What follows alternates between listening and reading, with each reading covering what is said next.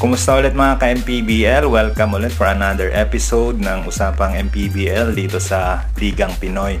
So mga ka-MPBL, nagbukas na yung Maharlika Pilipinas Basketball League 2024 season last April 6 doon sa may Calasiao Sports Complex, and 1 week so far ang nakalipas, kaya naman balikan natin kung ano yung mga nangyari in the past week, kung ano yung mga scores ng mga bawat game. So sa mga hindi pa nakakaalam, yung schedule ng MPBL ay from Monday to Saturdays, triple header po yan araw-araw, and ipinapalabas po ang mga live na pinapalabas sa TV sa Signal MPTV Channel 98 or sa Satellite Channel 53. Unfortunately mga ka-MPBL, walang free TV na channel ang MPBL, yun lang. Kaya yung mga hindi nakasubscribe sa Signal or sa Satellite ay wala silang way na mapanood ang MPBL sa free TV. Yung only option nyo lamang mga ka-MPBL ay panoorin ang mga live stream ng MPBL sa kanilang official Facebook page,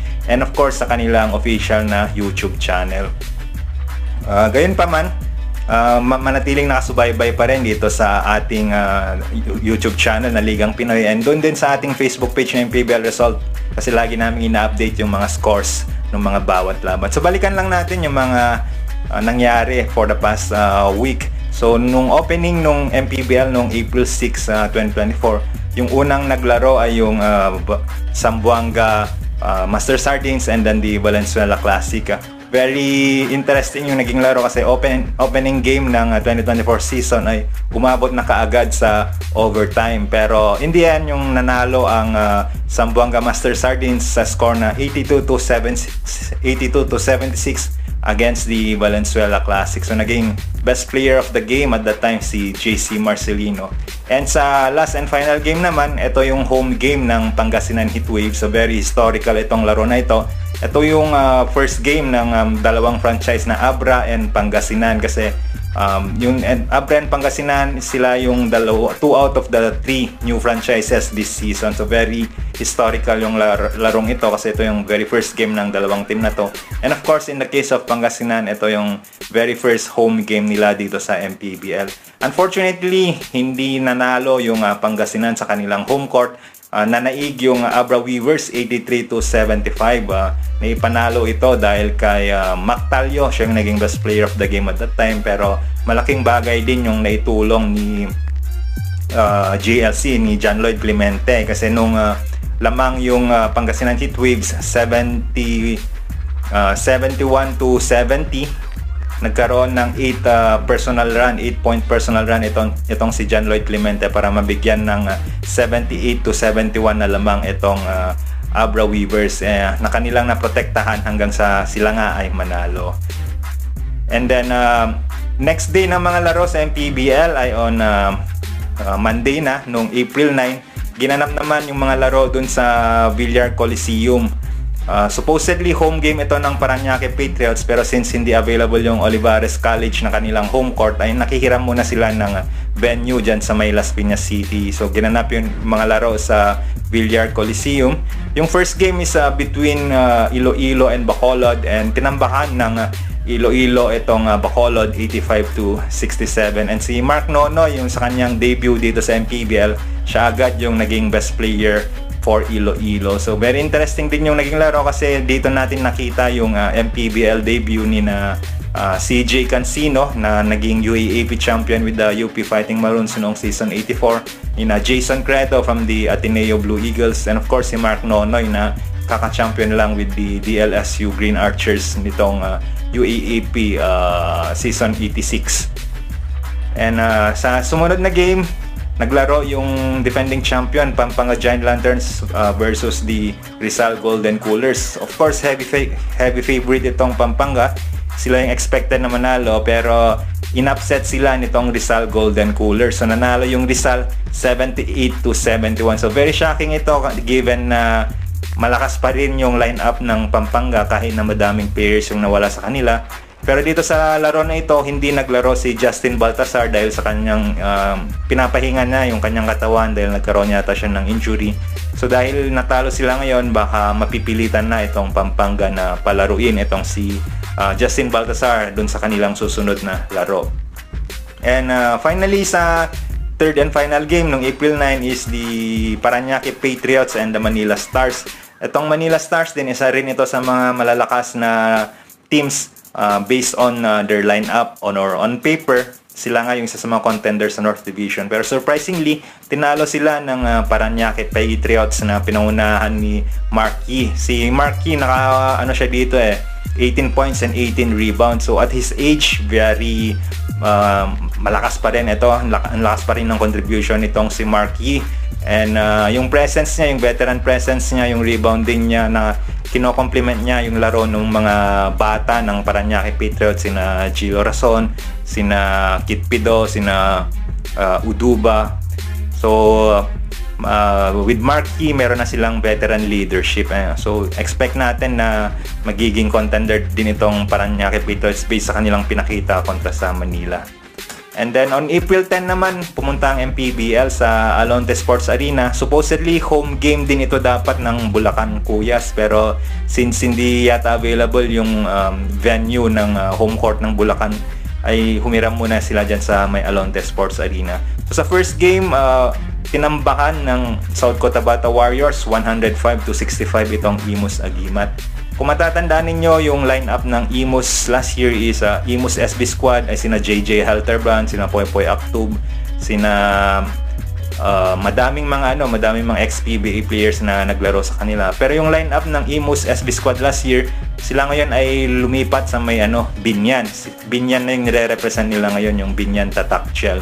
So itong mga lineup ng Imus Agimat, mga halos bago lang to hindi lesser known sila as compared dun sa lineup ng Imus last year. Kaya naman sobrang tinambakan sila ng South Cotabato Warriors 105-65. Sa second game naman, nanalo yung Quezon City Toda Action. Naging best player of the game si Chino Mosqueda. Si Chino Mosqueda ay galing Muntinlupa Cagers. Tinalo nila yung dati niyang team na Muntinlupa Cagers sa kanilang laro. And lastly, yung game ng Batangas, Tanduay Masters and Bulacan Cuyas, nanalo yung Batangas City Ram Masters 76-68. So kung mapapansin ninyo, nag-iba na rin yung pangalan ng Batangas City. Last year kasi Batangas City Embassy Chill sila, ngayon ay Batangas City Tanduay Ram Masters na yung kanilang moniker. And April 11, very interesting games ulit. Ginanap ito sa Phil Oil Arena San Juan. Again, supposedly home game ito ng Pasay Voyagers, pero since hindi rin available yung Cuneta Astrodome at that time, ay nanghiram din yung Pasay dyan sa may Phil Oil Arena San Juan. So first game, Abra Weavers, tinalo nila yung Marikina Shoemasters 97-85. Again, nag-best player of the game itong si Mactalio. So very consistent itong si Mactalio.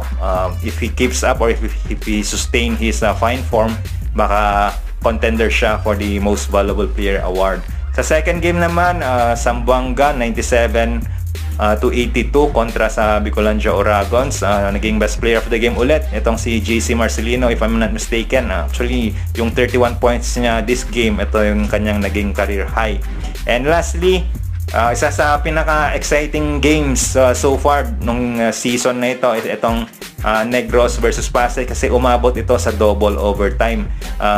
In the end, panalo yung Negros Moscovados 86-84, courtesy ni Hubert Cani. Siya yung nakapag-shoot nung game-winning na basket. Unfortunately, hindi kasi natuloy yung Pasay doon sa kanilang home court, pero kung sa Cuneta Astrodome siguro ginanap itong laro na to, baka nanalo itong Pasay kasi ang dami nilang chances to win the game pero hindi nila ma-shoot yung bola. And on April 12 naman, nagpunta yung MPBL dyan sa may West Arena, dyan sa may Valenzuela City. Dito na ginanap sa home court ng Valenzuela City kasi meron silang laro dun sa third game. Sa first game, panalo yung Sarangani Marlins 99-93. Best player of the game si Ryan Suwal.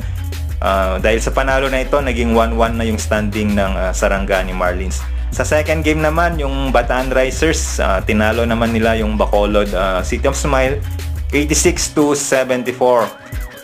Naging best player of the game dito si Rafi Octobre, and dahil sa panalong ito, naging 2-0 na yung record ng Bataan Risers, and ito namang Bacolod City of Smile ay naging 0 out of 2 na. And finally, sa home game, another exciting game naman ito dito sa home court ng Valenzuela City. Panalo yung Valenzuela Classic 86-85 kontra sa Pangasinan Heatwaves. So naging best player of the game dito si Oren Katakutan. Ang lakas nung game na dito. Siya yung nakashoot nung game-winning free throw. Pero yung naging crucial naman yung contribution niya ay itong si Dennis Santos, kasi si Dennis Santos naman yung nakapag-shoot nung game tying na 3-pointer. Unfortunately for Pangasinan, sa mga fans ng Pangasinan, wala pa ring panalo ang inyong koponan. And understandably, kasi bago lang yung kanilang coach, si Gerson Cabildes. Kaya baka hindi pa siguro nakapag-adjust itong Pangasinan sa sistema ni Coach Gerson Cabildes. Kaya abangan natin sa mga susunod na kanilang games kung makapag-adjust na sila. Kasi matagal pa naman yung season, meron pa silang 27 games na natitira. And lastly, kahapon, April 13, dyan sa may Batangas City Coliseum, sa first game, panalo ang Manila Stars 75-70. Dahil sa panalong ito, naging 1-1 na yung standing nitong Manila Stars. Nag-breakout game si Carl Brian Cruz. Nakapag 17 points siya and madami din siyang na-contribute na assists, rebounds, and steals. At sa second game naman, panalo ulit yung Parañaque Patriots.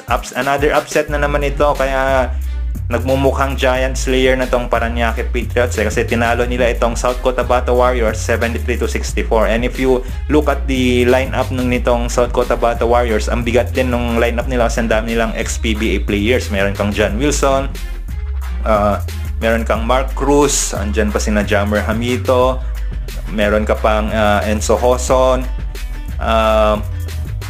And to think na umabot to sa finals nitong preseason lamang na nakaraan, in-expect na kaya nilang talunin ng madali lang nilang matatalo itong Parañaque. Pero again, si Marquis na naman, 18 rebounds ulit siya dito in this game if I'm not mistaken. So he is the best player of the game, although si Jello Razon yung top scorer ng Parañaque Patriots at this game with 21 points. And finally, sa home game ng Batangas City, tinalo naman nila yung Iloilo United Royals 71-64. So si Cedric Ablaza naman yung naging best player of the game dito. And dahil dyan, naging 2-0 na yung Batangas City, and samantalang yung Iloilo United Royals naman ay 1-1 na. And after ng mga recap na yan, tingnan naman natin yung team standings sa North and South Division. So kung makikita natin, sa North Division, tabla at number 1 and 2, itong Abra Weavers and Bataan, pareha silang undefeated at 2-0. Tabla din at 3 and 4 itong Quezon City and Rizal, parehas naman silang may record na 1 win and 0 losses. And Manila and Valenzuela 5 and 6 at 1-1 na record. And Pasay, Pampanga sila ay nasa 7 and 8 with a record of 0-1. And Pangasinan, Bulacan, Marikina, parehas silang 0 out of 2. And yung mga ibang teams like Caloocan, Nueva Ecija, San Juan, Tarlac, wala pa silang nilalarong mga games kasi yung Caloocan, Nueva Ecija and San Juan, kasali sila sa PSL playoffs, kaya hindi sila agad nakapaglaro dito. And yung Tarlac, sana naman ito sa mga tatlong bagong franchises this season, kaya binigyan sila ng yung first game nila is gaganapin sa April 18 para mabigyan sila ng chance to prepare. Sa South Division naman, 4 na teams ang tabla sa top. Zamboanga, Negros, Batangas, Parañaque, yung 4 na teams na ito ay parehas undefeated, 2-0 yung kanilang record. Samantalang yung South Cotabato, Iloilo, Sarangani, Mindoro, yung mga teams na to, lahat sila may record na 1-1. And Muntinlupa and Imus, parehas na 0-1. Bicolandia and Bacolod, parehas na 0-2. And the rest, Davao Occidental, Quezon, Huskers, and Binyan, wala pa silang mga laro dito sa MPBL. Yung Davao Occidental Tigers, kababalik lang yan. Naka-leave of absence sila last 2 seasons, pero this 2024 season ay babalik na sila. Yung Quezon Huskers naman, nasa ongoing na championship series nila against Nueva Ecija dyan sa PSL. And Binyan, umabot din ito sa top 4 ng PSL and natalo sila recently, kaya expect na babalik din sila malapit na. So ayan mga ka-MPBLs, yan so far yung mga resulta ng mga laro this past week from April 6 hanggang dito sa April 13. And of course, yung team standing din as of April 14. And tutok lang kayo dito sa ating channel. Kung di pa nakasubscribe, subscribe lamang kayo para updated kayo lagi every time na meron kaming bagong i-upload. Salamat mga kaliga!